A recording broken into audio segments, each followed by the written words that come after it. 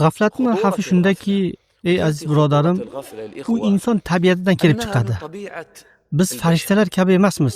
Ya'ni farishtalar kecha kunduz tasbih aytishadi, ibodat qilishadi. Ularda hech qanday charchoq bo'lmaydi.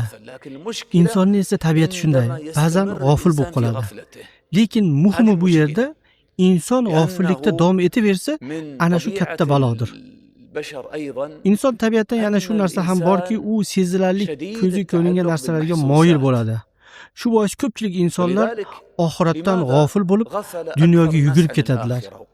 Chunki dunyo ularni ko'z oldida. Ularni ko'radi, bahramand bo'ladi. Jannat, ularga aytsangki, agar jannat bor, jahannam bor, ne'matlar bor desang, u tasdiqlaydi, ishonadi. Lekin u narsalar ko'zidan yashiringanligi uchun amal qilmaydi, tayyorlanmaydi. Chunki inson ko'rib turgan narsasidan ta'sirlanadi. Dunyoda yashaydi, taom, noz, ne'matlar, lazzatlar oladi, balki ba'zan harom va shahvatlarga berilib ketadi. Mana bu g'aflatning ayni mushkuli, eng kattasi shu. Shuning uchun haqiqatdan ham odamlarning ko'pchiligi g'ofildirlar.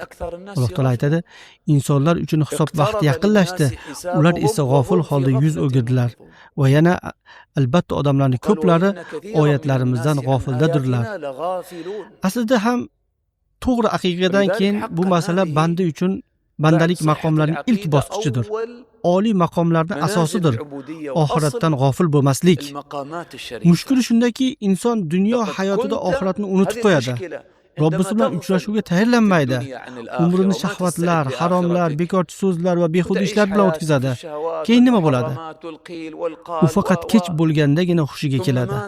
Qiyomat kuni aytiladi: albatta sen bu narsalardan g'ofil eding.